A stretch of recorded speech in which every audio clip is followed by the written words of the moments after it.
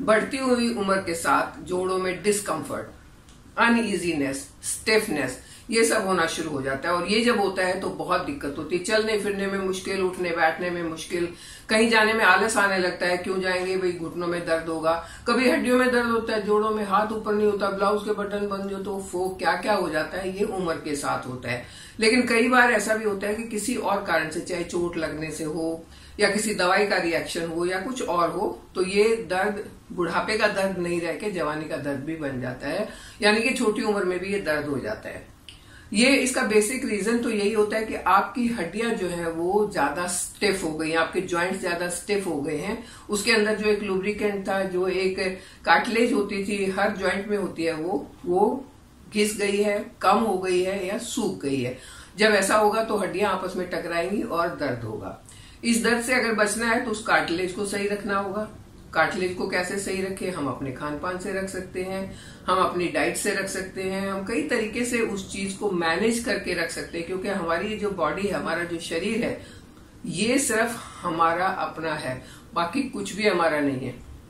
अगर शरीर सही रहेगा तो हम लास्ट तक बहुत खुश रह सकते हैं। शरीर सही नहीं है तो हमारे पास ढेरों रिश्तेदार हैं, ढेरों पैसा है, ढेरों कंफर्ट की चीजें हैं, हम खुश नहीं रह सकते। हम खुश कब रहेंगे? जब हम अपने आप को संभाल के हेल्दी रखते हुए आगे बढ़ेंगे तो हम खुश रहेंगे, और हमें उसी खुशी के रास्ते को ढूंढना है। तो अगर जोड़ों में स्टिफनेस हो गई है तो उसके लिए मैं आज आपके साथ शेयर करने वाली हूँ कुछ एक चीजें जो इस डिस्कम्फर्ट को कम करने में आपकी बहुत मदद कर सकती है। Hello friends, welcome to our channel let's nurture our minds.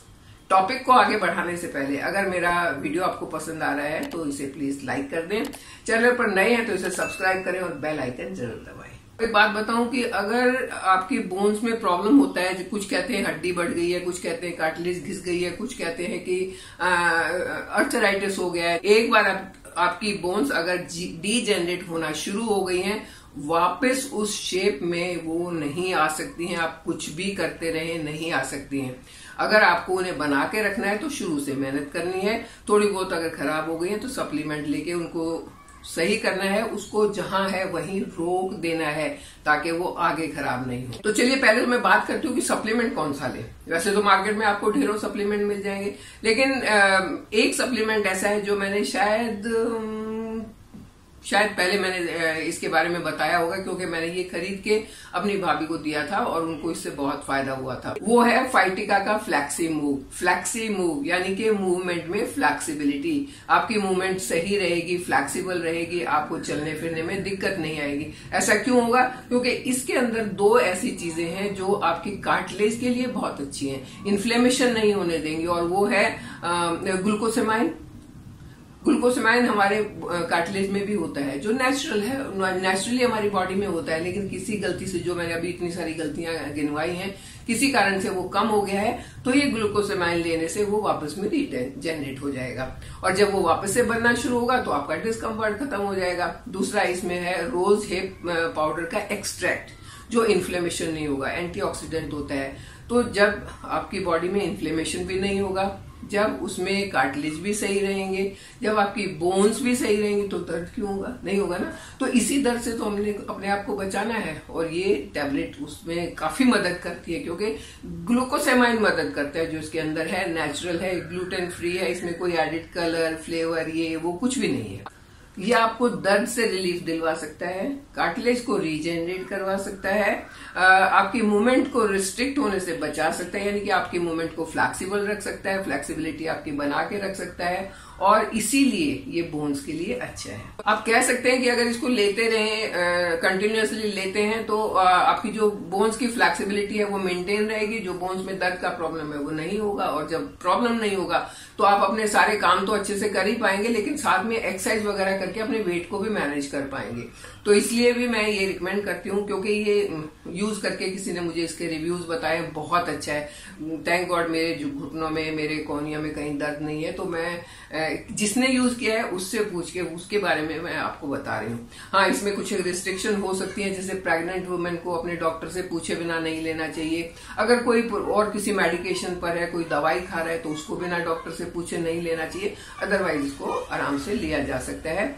अगर दिन में 2 टैबलेट लेते हैं खाना खाने के बाद, तो ये काफी फायदा करता है। ये तो हुई बात कि हम कौन सा सप्लीमेंट लें और अपनी बोन्स को कैसे सही रखें, लेकिन इसके साथ साथ हमें और भी कई चीजों का ध्यान रखना। मैंने कहीं पढ़ा था कि आप व्यस्त रहें लेकिन अस्त व्यस्त ना रहें, यानी कि आप बिजी तो रहें लेकिन अनडिसिप्लिन नहीं रहें। तो हमारी शरीर कब खराब होता है? जब हम अनडिसिप्लिन हो जाते हैं, जब हम खाने में डिसिप्लिन नहीं रखते हैं, जब हम अपने लाइफस्टाइल में डिसिप्लिन नहीं रखते हैं, जब हम अपने आप को बहुत एक्सपोज कर देते हैं बाहर की चीजों से, खट्टी चीजों से, नमक वाली चीजों से और ऐसी चीजों से एक्सपोज कर देते हैं, क्योंकि टेस्ट तो उसी में आता है ना।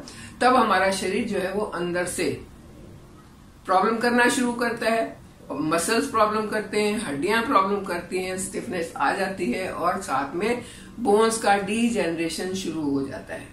अगर ऐसा शुरू होता है तो उसके लिए सप्लीमेंट भी लेना पड़ता है और ले लेना चाहिए, क्योंकि अपनी हड्डियों को अगर मजबूत रखना है तो खाना खा के, सप्लीमेंट लेके, एक्सरसाइज करके, वॉक करके, किसी भी तरीके से उनको सही रखना है। विमेन में खास करके 40-45 के बाद जो है कैल्शियम का एब्जॉर्प्शन कम हो जाता है, वो कैल्शियम को एब्जॉर्ब नहीं कर पाती है उनकी बॉडी अच्छे से। तो उनके साथ में विटामिन डी भी उनको लेना होगा। विटामिन डी धूप से मिल सकता है, तो धूप से में अगर एक्सपोज होते हैं सुबह सुबह तो काफी फायदा होगा। अगर किसी को थायराइड का प्रॉब्लम है, किसी को पीसीओएस पीसीओडी है, तो उनका भी कैल्शियम एब्जॉर्प्शन कम हो जाता है। तब उनको स्पेशल ध्यान रखना पड़ता है कैल्शियम की कमी को कैसे पूरा किया जाए, ताकि उनके घुटनों में, जोड़ों में दर्द नहीं हो। अब घुटनों में दर्द होता क्यों है? दर्द तो किसी भी जॉइंट में हो सकता है, लेकिन घुटनों में इसलिए ज्यादा होता है कि ये हमारे पूरी बॉडी के वेट को कैरी करते हैं। सारे बदन का जो वेट है वो घुटनों के ऊपर है, घुटने उनको संभाल के चलते हैं, और जब जितना वेट बढ़ेगा तो घुटने भी खराब होने के चांसेस ज्यादा होंगे। तो सबसे पहले तो यही करना है कि अपने वेट को मैनेज करना है। वेट मैनेज करने के लिए आपकी गट हेल्थ अच्छी होनी चाहिए। गट हेल्थ को अच्छा करने के लिए आपको फाइबर रिच फूड खाने चाहिए। आपको कार्बोहाइड्रेट जो है वो रिफाइंड नहीं खाना चाहिए। कार्ब्स जरूरी हैं, उससे आपको एनर्जी मिलती है, लेकिन वो रिफाइंड नहीं होने चाहिए। आपको ज्यादा फ्राई चीजें नहीं खानी चाहिए, और खट्टा तो बिल्कुल नहीं खाना चाहिए। आप कहेंगे कि दही भी खट्टी होती है, और दही तो खानी चाहिए क्योंकि रसायन है वो तो आयुर्वेद के हिसाब से। तो दही को खाने का तरीका है कि दही को एक तो गर्म करके नहीं खाना चाहिए, मतलब किसी भी चीज में गर्म में नहीं डालना चाहिए इसको। दूसरा, इसको शाम को 5 बजे के बाद नहीं खाना चाहिए। अगर आप दिन में सुबह खाते तो ये आपको बहुत फायदा करेगी। फिर और ये भी ध्यान रखना है कि कॉन्स्टिपेशन ना हो। अगर कॉन्स्टिपेशन हुआ तो आपका वात दोष बढ़ेगा। जितना वात बढ़ेगा उतना बॉडी के अंदर इन्फ्लेमेशन बढ़ेगा, उतना बॉडी के अंदर जॉइंट पेन बढ़ेगा, और उतना आपका मोटापा बढ़ेगा। तो कॉन्स्टिपेशन से भी बचना है, तब भी आपको इन फूड आइटम्स का ध्यान रखना पड़ेगा जो मैंने अभी अभी आपको बताए हैं। तो आपको अपने बॉडी के लिए मेहनत तो खुद करनी पड़ेगी ना। ये तो नहीं हो सकता कि मेहनत कोई दूसरा करे, फल आप ले लें। अगर आपको फल चाहिए तो आपको मेहनत करनी पड़ेगी। इसके साथ साथ अगर आपको अपने जॉइंट्स को पेन फ्री रखना, मतलब जॉइंट्स में पेन ना हो, तो आपको एक्सरसाइज करनी चाहिए। जैसे कंधे में पेन ना हो, उसके लिए आपको हाथ की एक्सरसाइज करनी पड़ेगी। गर्दन में पेन ना हो तो उसके लिए आपको गर्दन की एक्सरसाइज करनी पड़ेगी। घुटने में पेन ना हो उसके लिए आपको घुटने की एक्सरसाइज करनी पड़ेगी। छोटी मोटी एक्सरसाइज हमेशा करते रहना बहुत जरूरी है अगर आप चाहते हैं आपकी हड्डियां और आपकी मांसपेशियां जो है, यानी कि मसल्स एंड बोन्स दोनों सही रहे। क्योंकि मसल्स बोन को सपोर्ट करते हैं, बोन में अपनी हेल्थ होगी, ताकत होगी, तभी वो आगे बढ़ेंगे। तो दोनों चीजों का ध्यान रखना बहुत जरूरी है, और वो आप ध्यान रख सकते हैं अपनी फिजिकल एक्टिविटीज को बढ़ा के। ये जब हम छोटे थे या जब मैं यंग थी तब तक हमें कोई प्रॉब्लम नहीं थी। हम इतनी एक्टिविटीज करते थे, कम से कम घर के काम इतने ज्यादा होते थे कि हमें फुर्सत ही नहीं मिलती थी। हमारे पास तो गाड़ी भी नहीं थी, साइकिल होती थी, कहीं बहुत दूर जाना हुआ तो साइकिल पे गए तो उसमें भी एक्सरसाइज हो जाती थी। गाड़ी तो थी नहीं, पैदल चलना, घर के काम करना, घर में झाड़ू पोछा बर्तन, न जाने कितने काम होते हैं, सारे काम खुद करते थे। इवन मैं तो शायद मैंने 55 की एज तक ये सारे काम खुद किए हैं। उसके बाद थोड़ा थोड़ा हेल्प लेना शुरू किया, कोई मेड रख ली, थोड़ा सा काम या तो सफाई का कर दे या तो बर्तन का कर दे। इतने काम के लिए मैंने अपना थोड़ा सा हेल्प लेना शुरू किया। अदरवाइज मेरी आदत थी, और अभी अभी जब मुझे मौका मिलता है ना, मेरी मेड अगर 4 दिन छुट्टी चली जाए मुझे बड़ी खुशी होती है कि मैं अपने घर के काम को करके अपने घर को फिर से संभाल लेती हूँ। तो I take it as an opportunity to keep myself fit कि मेरी मेड नहीं आई, अच्छा हुआ, शुक्र है नहीं आई, और 4 दिन नहीं आएगी तो अच्छा रहेगा। तो ये तरीके से अगर हम अपनी बॉडी को बिजी रखेंगे ना तो दर्द नहीं होता है, कोई चांसेस नहीं है कि हमारी बॉडी खराब हो जाए।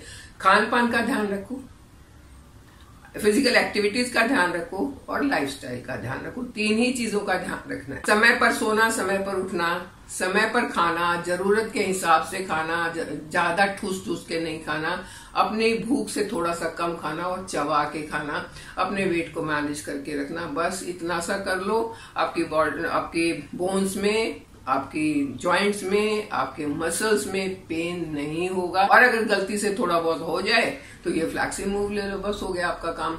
इसको अगर आप परचेज करना चाहते हैं तो इसका लिंक डिस्क्रिप्शन बॉक्स में मैं दे दूंगी, आप वहां से इसको ऑर्डर कर सकते हैं। लेकिन मैं दोबारा रिपीट करती हूँ कि आपकी बोन्स अगर एक बार डीजेनरेट हो गई तो उनको 100% नॉर्मल करना इम्पॉसिबल है, क्योंकि हमारी 40 के बाद तो वैसे ही ग्रोथ हार्मोन स्लो हो जाते हैं। हमारी जो ग्रोथ है, हमारी जो वेयर एंड टेयर है, वो उतना तेजी से नहीं रिकवर हो पाता है जितना हम बचपन में कर पाते थे।